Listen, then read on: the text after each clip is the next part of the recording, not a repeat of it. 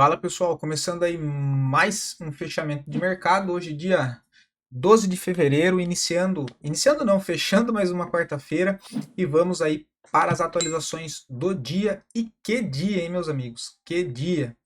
Lembrando, se você ainda não é inscrito no canal, inscreva-se aqui embaixo e caso goste do conteúdo, considere aí deixar o seu like, porque ajuda o meu trabalho desse lado, beleza? Partindo aqui para o gráfico, pessoal. Opa! E quem quiser me seguir no Instagram, sigo lá sempre à disposição de vocês também, tá, pessoal? Tá aí o meu Instagram, beleza? Partindo aqui para o gráfico, Ibovespa. Que cenário, hein, meus amigos? Que cenário. Olha a pancada para baixo hoje. Uma queda de 1,5%. 1,5%. Ontem um dia bonito, a gente comentou aqui. E hoje a gente tem esse presente, né? Uma queda de 1,5% no índice, uma queda não legal, tá? Eu estou gravando esse vídeo antes do fechamento do pregão, agora são 17h20, e corre o risco dele fechar acionando um pivô de baixa. Esse volume vendedor aqui não me agrada no dia de hoje. A gente vê bastante papéis virando a mão para forte queda no dia de hoje, assim como o exemplo de Bradesco, uma queda de 4,5%, Petrobras, uma queda de 1,5%, né? Normal. Itube, uma queda de 2,5%. JBSS queda de 5%, HP Vida voltando a cair 7%, Cosan 4%, né, 3,90%, temos aí CSNA 3 caindo 6%, Lojas Renner caindo mais 3,85%. Então a gente vê os ativos hoje com uma pressão vendedora maior. Isso demonstra que, de fato, a força ainda permanente maior é de venda, pessoal. Por quê? A gente percebe que a gente demora para conseguir entregar um movimento de alta, é aquele movimento meio que arrastado para cima.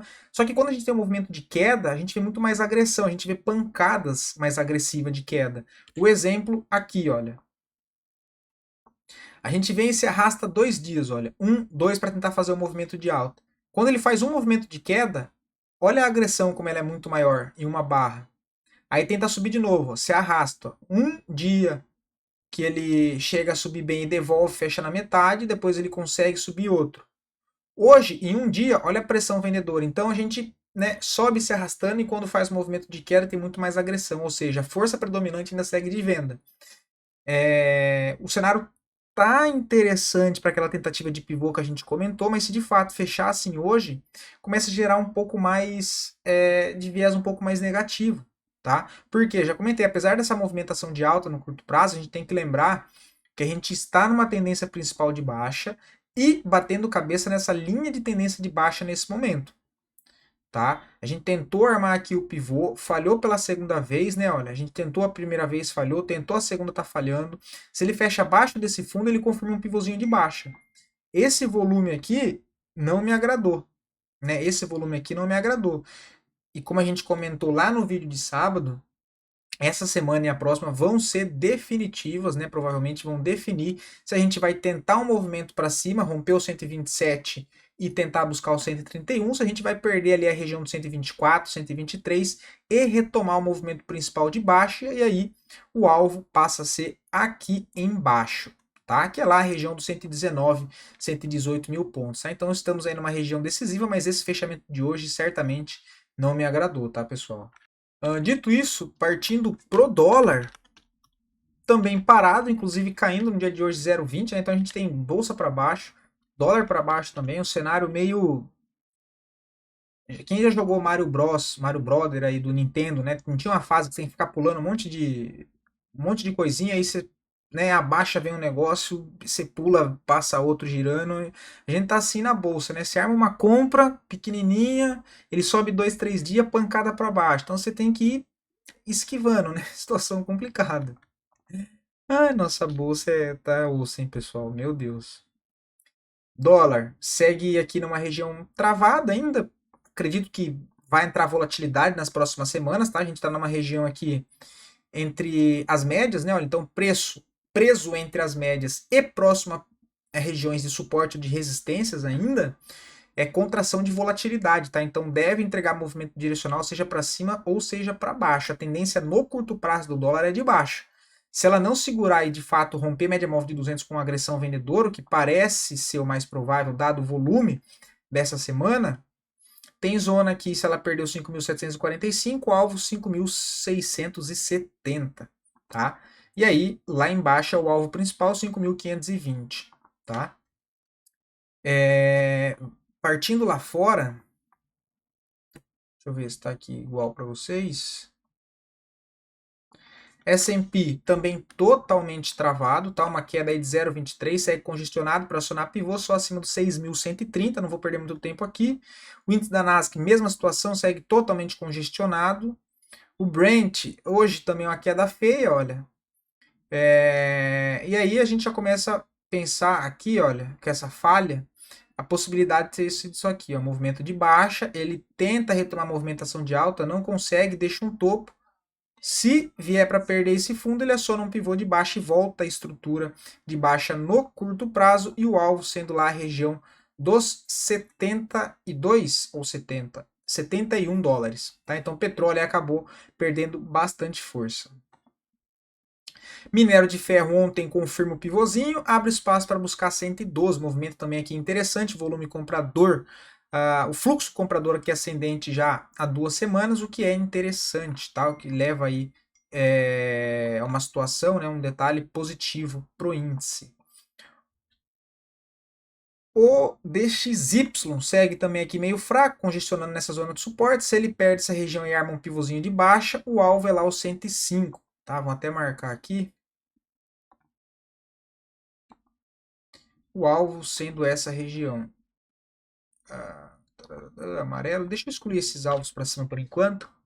A gente já tem as outras regiões marcadas ali, né? Senão fica muito colorido. Deus o livre. Nikkei lateral, DAX 0,5% de alta. Caramba, tá muito forte, olha. Tá quase no cravar nosso último alvo, né?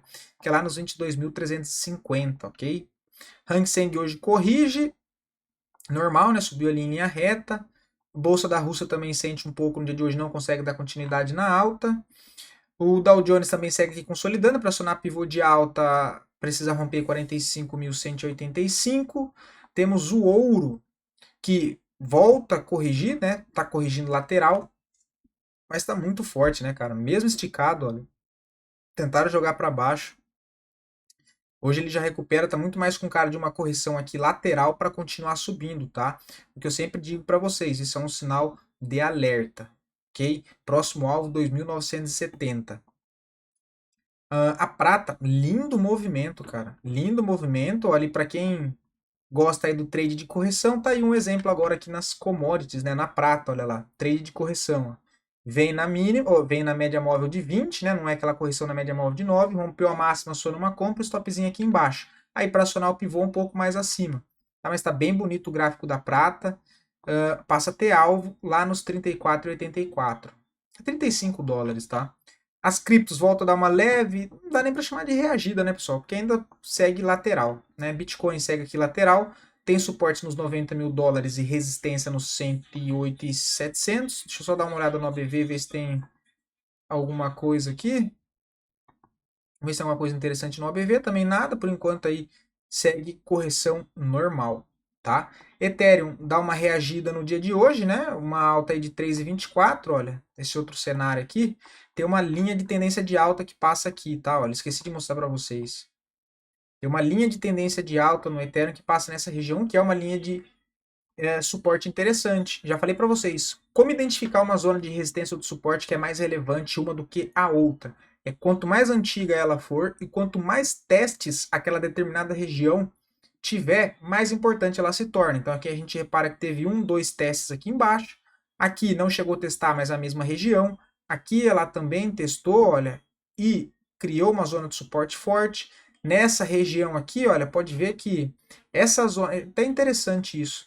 Nessa região aqui de linha de tendência, olha, foi exatamente onde marcou a zona de suporte dessa congestão de curto prazo também, olha. Então ela fez a parte de baixo, ó, teste aqui toda na mesma região, formando um triângulo nessa zona, alinhado com a linha de tendência aqui de alta de médio prazo, tá? E aí depois entrou bastante pressão compradora e agora novamente, mais recente, a gente teve aí essa LTA servindo como zona de suporte importantíssima, né? Entrou um pico de volume aqui monstruoso, que isso aqui não é varejo, é institucional, nessa zona novamente de suporte. Agora a gente vê, quem sabe, o Ethereum consolidando um fundo aqui de fato para tentar algo aí para cima de novo, mas por enquanto é só retomar o movimento, tá? E aí abre espaço para ele buscar nos 3.300. Fica interessante mesmo acima de 3.400, tá? Aí abre espaço para buscar os 4.100. Ok? Vamos ver se ele marca fundo nessa região. Já falei para vocês que a região mais interessante é ali pelo gráfico semanal. Polkadot, então a gente vê as altcoins, olha, subindo no dia de hoje. Hoje, Polkadot com volume comprador subindo aí 10%, né? Então 10% de alta em Polkadot. A VAX sobe aí 366, vamos ver se ela marca um fundo aqui também nessa região, mas só deve ficar interessante entregar um movimento direcional para cima, só acima dos $34 mesmo, com pivô de alta, né? A gente tendo ali um movimento mais robusto para cima. Por enquanto ainda é só repique dessa queda de curto prazo, ok? Essa não. A AVE, também bem interessante, quem sabe formando fundo aqui nessa região, gosto bastante do projeto aí e do token também, tá?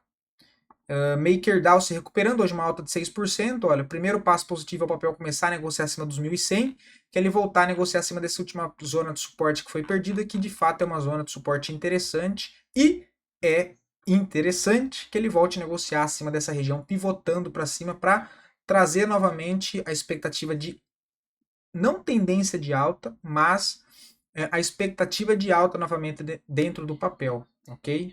Papel não, da cripto, né? Falo papel por causa das ações. SNX também tenta se recuperar, mas ainda nada de interessante, né? Vamos ver nossa Ondo USDT. Também ela segue aqui parada. Cara, eu acho que isso aqui tá com cara de dar uma pancada para cima, tá?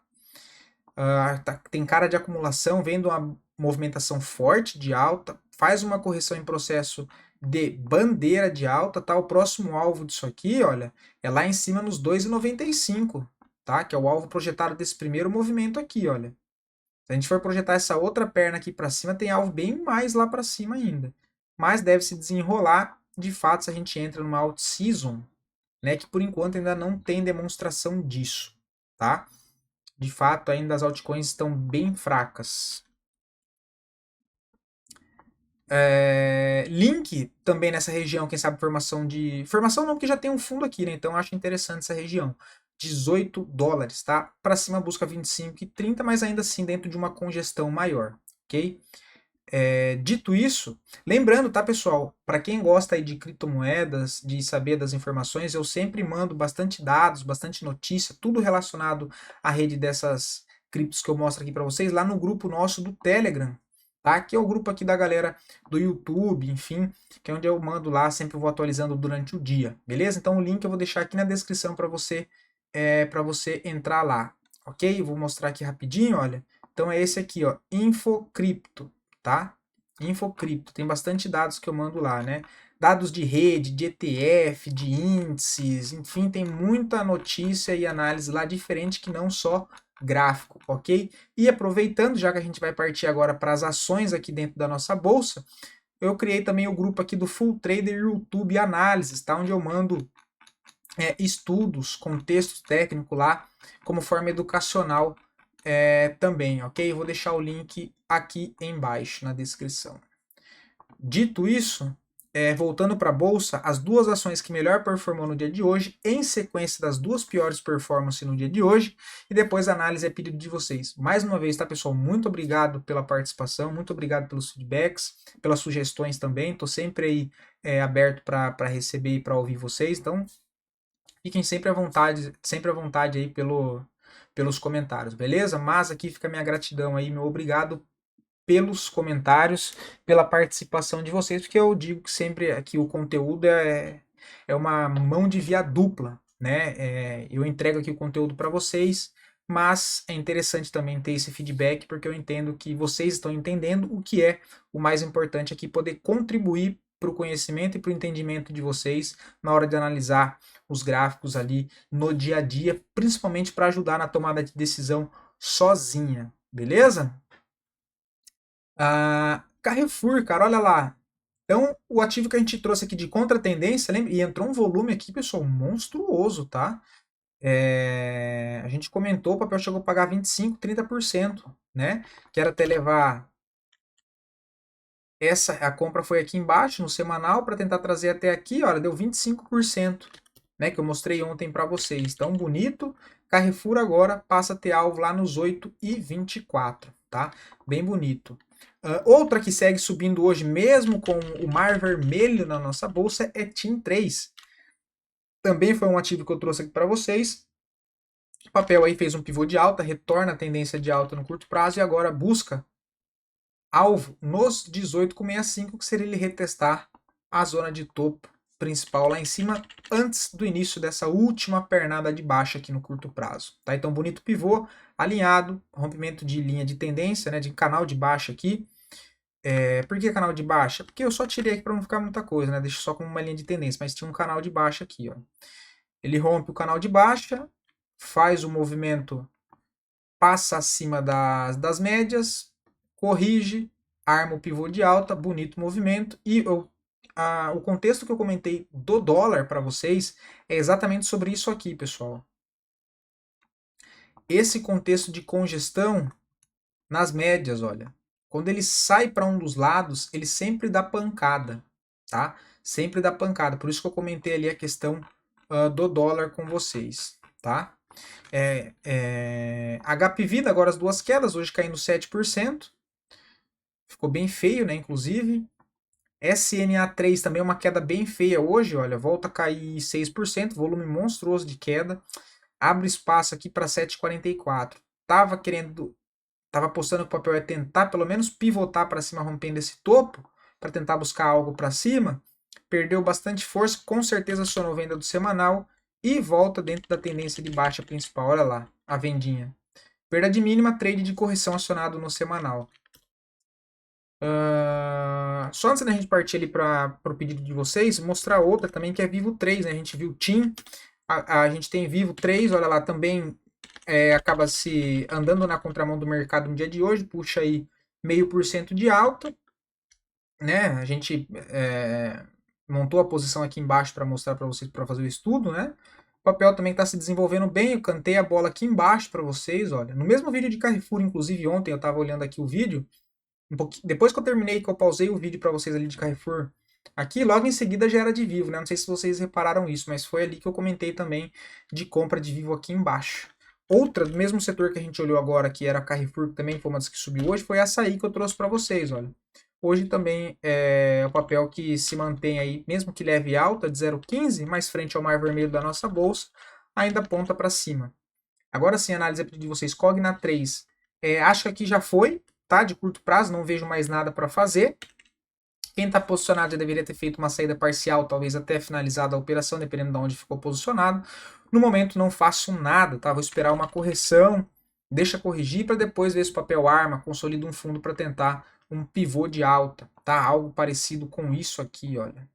Deixa ele romper. Eu queria até que viesse um pouquinho mais para cima, depois viesse um pouquinho mais para baixo e desse uma enroscada aqui, né, olha. Enroscada aqui para depois tentar armar isso aqui, olha. Por enquanto não vejo nada, tá? E esse volume aqui de venda também não me agrada e não seria loucura quem quisesse tentar uma venda aí de contratendência pelo gráfico diário também, tá? Vamos ver onde tá as médias? Tá até aqui embaixo, no 1,50, né? Cancela, tá, pessoal? Não gosto de vender ativo de valor nominal baixo. 1,60, cai fora. Eu não gosto, tá? Nem vou falar nada. Sobre o ETF de Ethereum. Cara, eu acho interessante essa região, tá? Acho interessante. Não montaria 100% da posição, ok? Para ficar num cenário mais confortável. Vou dar um exemplo. Tenho R$2.000 e queria aportar R$2.000 em ETF de Ethereum. Alocaria os 2.000 aqui? Cara, eu não acho ruim, tá? Eu não acho ruim. Só que se você coloca os 2.000 de uma única vez, que o mercado não está em alta agora, se você está zerado e vai montar a posição ainda, eu sempre comento sobre as zonas de regiões de suporte desses ativos. Então, o que eu faria? Compraria 25% da posição, vou falar em porcentagem, 25% da posição ou 50% da posição nesse primeiro suporte, entendendo que o mercado no curto prazo ele tá com a expectativa mais baixista, ok? E montaria um pedaço da posição nessa zona de suporte, que eu entendo ser uma região aqui, um número de força muito importante, não só porque como funcionou como suporte nessas oportunidades aqui para trás, mas também como resistência nessas outras oportunidades, na mesma região de preço. Então é um número de força aqui muito importante, inclusive é onde ele reagiu aqui novamente nos 43. Então eu montaria parte da posição aqui. Se o ativo volta a subir, beleza, já tenho metade, né, já tenho uma parte da posição montada. Depois eu espero algo mais confirmado para cima, um pivô de alta, enfim, um retorno do mercado de modo geral para cima e termino de montar minha posição, entendendo que o papel ele ainda pode, o papel não, a cripto ela pode ainda continuar caindo, olha, e voltar para essa zona de suporte aqui embaixo. E aí se eu tenho mais um caixa ainda separado para montar essa posição em específico de ETH-E11, eu monto o restante da posição aqui embaixo, 36. Então eu me posiciono aqui visando o médio prazo, tá? Porque eu não vejo sentido. Eu vou considerar que é médio prazo porque eu não vejo sentido operar isso aqui para curto prazo, por conta de muito gap. Então eu vou considerar que é médio prazo. Se for curto prazo, para mim não tem operação. Nessa região de suporte, eu montaria uma parte da posição, ficaria com caixa. Fico tranquilo. Se subir, ok, já estou posicionado, não preciso de pressa para montar o restante da posição.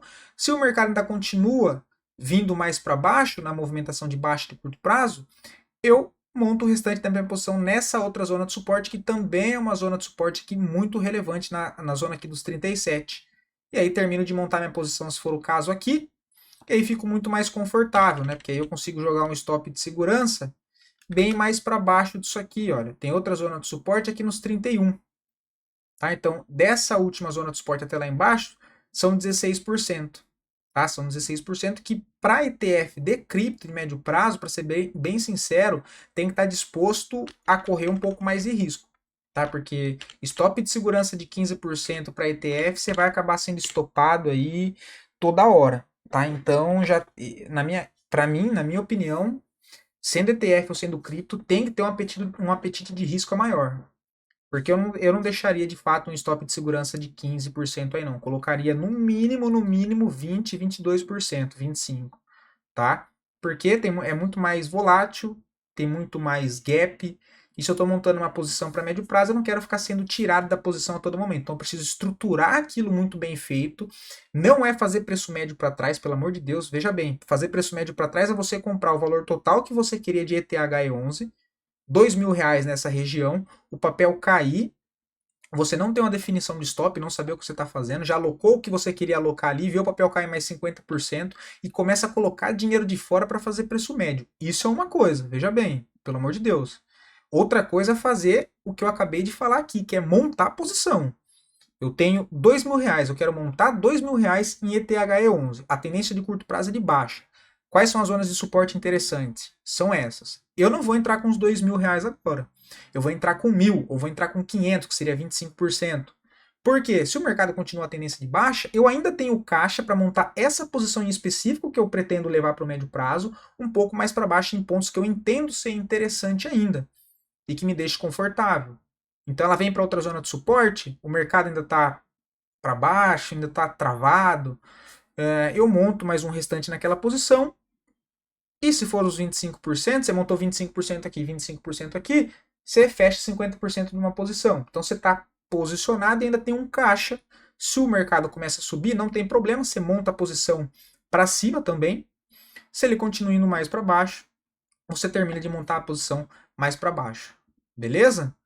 Mas é isso que eu faria, ok? Acho interessante sim. Essas são as três zonas aí que eu sou bem comprador pro ETF de Ethereum, tá? Esse suporte dos 42, 45 e depois aqui embaixo, ok? E aí eu digo que se cair aqui embaixo, dependendo do contexto que for, eu até acho como uma baita oportunidade, dependendo do ponto de vista e do seu objetivo, vale sempre lembrar, ok? Mas eu espero que não tenha ficado complicado, que tenha ficado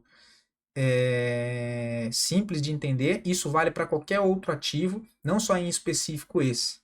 Essa questão de montar a posição e não fazer preço médio, porque tudo tem um limite. Então, antes de você fazer isso, você precisa pensar e estruturar todo esse plano, né? Vamos dizer de plano.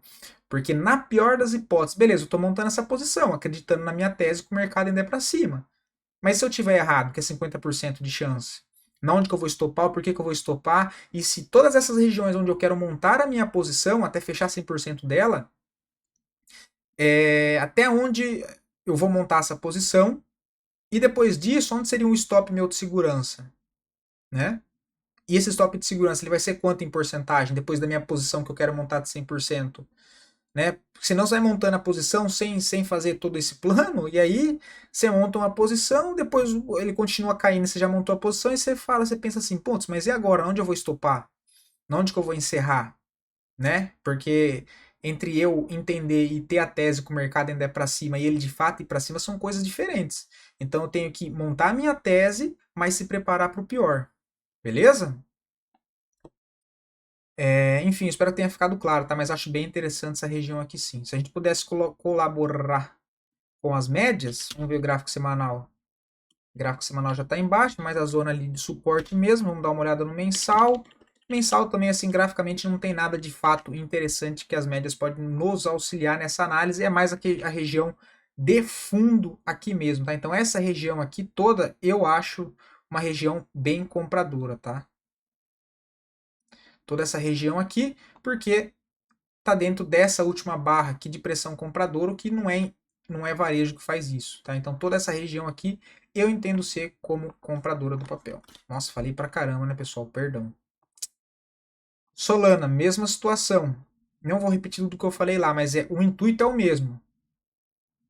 Zona de suporte interessante, eu vejo aqui no ETF, entendendo que apesar de ter a tese que ainda vamos ter movimentos de alta no médio prazo em cripto, se tratando da questão de ciclo, e não que isso vá acontecer, tá, pessoal? É só a minha tese, ok? Eu acho uma zona interessante aqui, dos 13,98, mas não montaria 100% da posição aqui, entendendo que ela pode ainda dar mais uma escorregada para baixo e eu ter um pouco mais. E eu ter aqui o caixa para montar o restante da posição aqui embaixo. Tá? Então eu compraria uma parte aqui, ficaria tranquilo.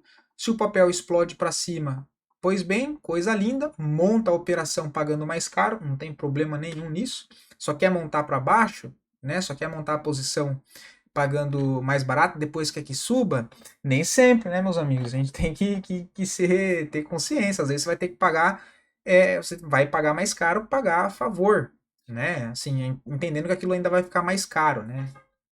É um processo mais complicado para tentar resumir aqui para vocês, mas eu espero que tenha ficado claro. Então, eu acho interessante o ETF de Solana nos 13 e acho interessante aqui vamos ver certinho, nos 11,60, tá? Sou comprador nessas duas regiões aí do ETF.